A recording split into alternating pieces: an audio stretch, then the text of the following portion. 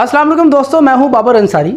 जैसा कि अपनी गुज़िश्ता कुछ वीडियोस में मैंने मौलाना रूमी की कुछ हिकायतें आपके सामने पढ़कर सुनाई, इसी तरह आज फिर एक हिकायत के साथ आपके सामने हाजिर हूं।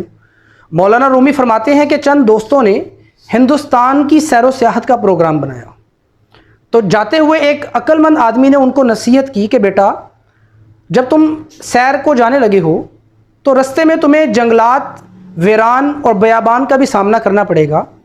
तो ऐसी सूरत में अगर तुम्हारे पास खुराक कम पड़ जाए तो दरख्तों के पत्तों और फलों पर गुजारा कर लेना, लेकिन ख़बरदार, मैं तुम्हें नसीहत करता हूँ कि हाथी के बच्चे को हरगिज़ न छेड़ना, क्योंकि हाथी के बच्चे का गोश्त बहुत लजीज होता है, लेकिन ऐसा करोगे तो तुम्हें हाथी की जो माँ है उसके गैज़ो गज़ब का सामना करना पड़ेगा।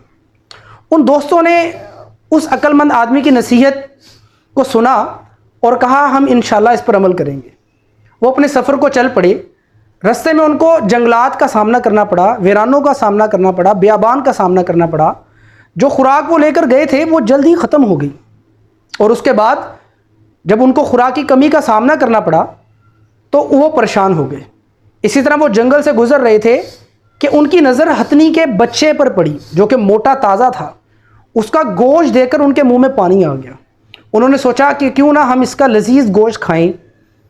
तो उन्होंने जैसे ये इरादा किया तो उन्होंने उस हथनी के बच्चे को पकड़ा और उसको ज़िबा करके खा लिया।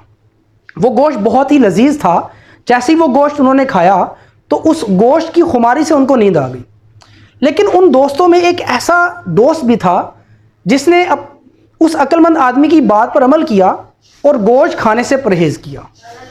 तो ऐसा हुआ कि जैसे ही वो दोस्त सो गए तो उस हथनी के बच्चे की जो माँ थी, यानी हथनी थी जो, वो अपने बच्चे को तलाश करते हुए उधर आ निकली। उसने जैसे ही वो खून देखा जो ज़मीन पर गिरा हुआ था और अपने बच्चे का ज़बीहा देखा तो वो गैज़ो गज़ब से पागल हो गई। वो उन दोस्तों के पास आई और सबसे पहले वो दोस्त जिसने गोश्त नहीं खाया था, वो जाग रहा था, वो पहले आकर उसको सूंघती है तो उसको उससे अपने बच्चे की बदबू या स्मेल नहीं आई।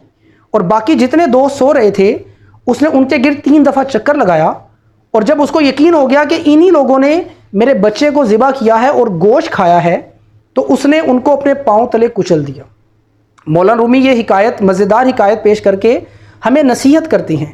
कहते हैं कि जो जालिम का जुल्म होता है वो उसके मुंह की बदबू से ज़ाहिर हो जाता है। यानी अगर हम भी जो अच्छे और बुरे अमाल करते हैं, क़यामत के दिन हमारे वो अमाल हमारे सामने इसी तरह पेश कर दिए जाएंगे कि हम उनका इनकार नहीं कर पाएंगे। अल्लाह ताला हमें अमल करने की तौफीक अता फरमाए। अस्सलामु अलैकुम।